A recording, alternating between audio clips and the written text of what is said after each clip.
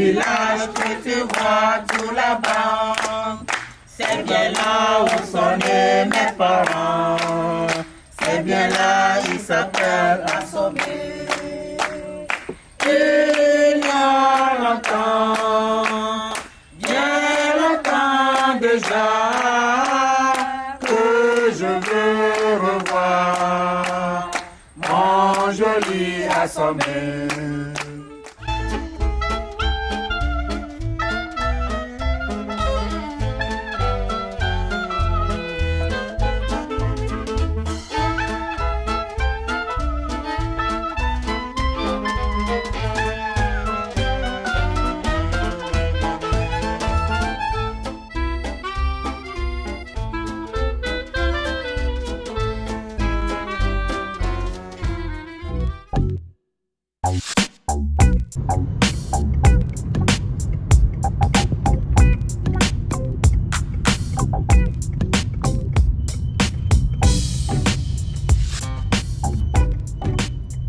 Pour démarrer, on a fait une évaluation santé pour voir, pour connaître un peu leur connaissance avant les choses.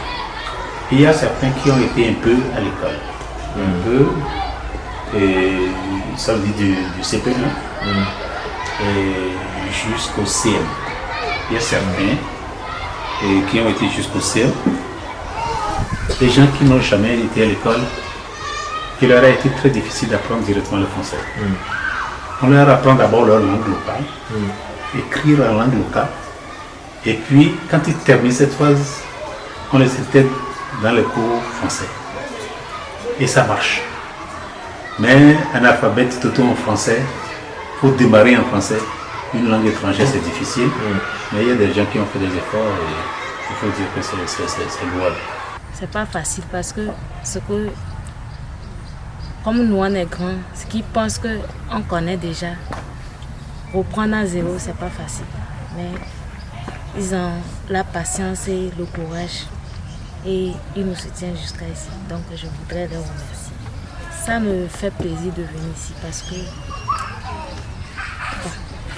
depuis que je suis là, j'ai beaucoup appris par rapport à avant. Et je sais que dans l'avenir, ça serait encore meilleur. Pour les jeunes dames, il est plus facile pour elles d'apprendre directement en français. Oui. Mais pour les vieilles, ce n'est pas évident. Ils ont toutes les difficultés du monde. Parce qu'ils sont fascinés dans la chose, ils n'ont jamais été à l'école. Ils n'ont jamais été à l'école. Donc c'est très difficile.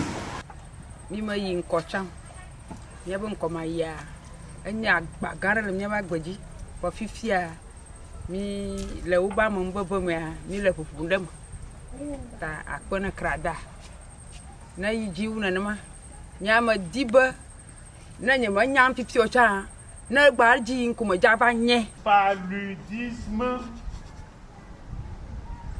Le système que nous recommandons beaucoup plus, c'est de passer par la langue maternelle et aboutir à d'autres langues étrangères, le français, même si on le fait l'anglais. C'est plus facile. Si on doit pouvoir évoluer dans l'alphabétisation dans ce cadre-là, je crois qu'on peut créer deux vagues, ou bien deux classes, deux niveaux de classe, une classe en langue, une classe aussi en français. C'est très formidable quand vous arrivez à suivre des gens qui suivent des cours en langue. C'est formidable. Vous-même, vous aurez tenté de dire, mais écoutez, il faut que j'apprenne ma langue, hein? Il faut que j'apprenne ma langue, parce que nous la parlons, même on n'arrive pas à l'écrire. On n'arrive pas à l'écrire, on n'arrive même pas à faire des calculs en langue. Solution, résultat, opération, tout ça, pour lui, c'est compliqué. Mais en langue, quand on lui dit, solution, nyamdodo, on ramasse dans 2 minutes. Le process est presque le même que le français. Et donc, quand la personne arrive à tenir des documents en langue et on convertit ces documents en français, c'est plus facile pour lui. Très très facile. Avant là, moi je ne connais pas lire et écrire aussi. Maintenant là, je connais lire et écrire. Ce qui reste maintenant là, il reste d'aider nous. Pour faire notre business là. Il faut dire les choses clairement. Le Georgina Monto, ben nous que mi va au fianumia. Un abe mi pongo dede. Ne me y a si fifi a manyala que écriture. Nyala ko ngolonanu. Ma goga konta. Nyala ke ma we. Un abe di jokpokpo le menyento. Ye mi abe monsieur achan e fian wa me via o fiana nu minto. L'alphabétisation qui ne vise que la lecture, l'écriture et le calcul a souvent échoué. Donc, quand on intègre ça à une activité des apprenants, ça les retient beaucoup plus.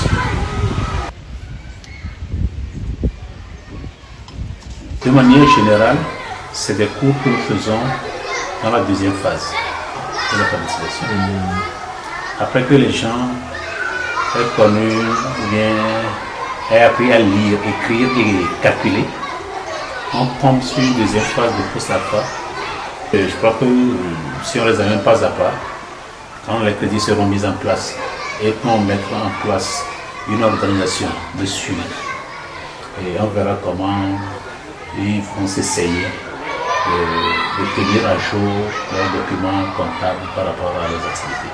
Pour démarrer la deuxième phase, il faut qu'on fasse tout pour mettre en place des petits appuis en crédit pour les accompagner à améliorer les activités de revenus. Sinon, moi je disais que s'il y a les moyens,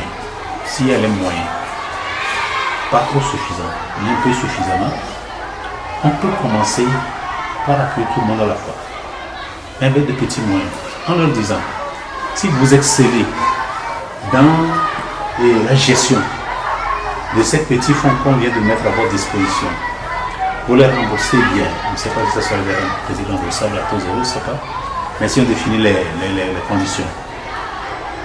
Et que si vous gérez bien les fonds, vous arrivez à bien tenir les documents comptables qui sont liés à la gestion de ces fonds, eh bien, il y aura une deuxième vague qui peut-être va augmenter peut-être le montant de l'appui. Alors là, on aurait quand même regroupé, mobilisé tout le monde autour de la chose. Sinon, tel que je vois la chose, si on ne le fait pas comme ça, les gens risquent de ne plus l'abandonner totalement. Me dit ben yiji ben amio ha miako BBC ne oma na no miasi ne mia glol asome be nyomi de skuya keke mi ko BBC keke amaro kura wa ko bakfa.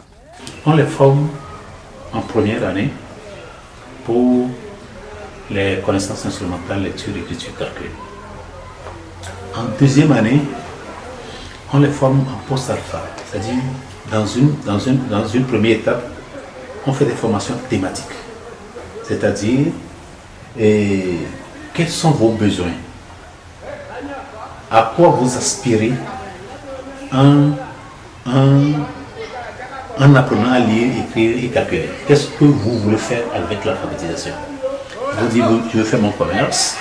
D'autres vont te dire, non, je veux faire l'élevage. D'autres vont te dire, voilà, c'est des activités. Donc, par rapport à ces besoins, on organise pour des classes bien précises maintenant, des formations thématiques. Ceux qui veulent faire l'élevage, on leur fait un module à part. Ceux qui veulent continuer leur commerce, on leur fait un module. Et puis, ils suivent ces modules jusqu'à la fin.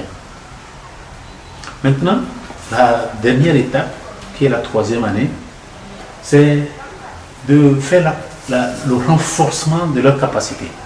Maintenant qu'ils ont appris tout ça, est-ce que vraiment ils appliquent ça dans leurs activités?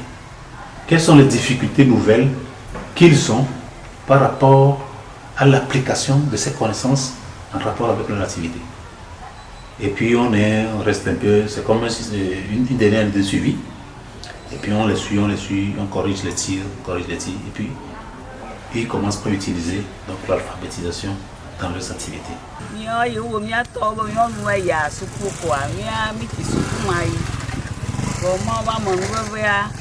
yo suku va na mi ba magaho ho deva i dakpe na kada mi dakpe na mi aba chichao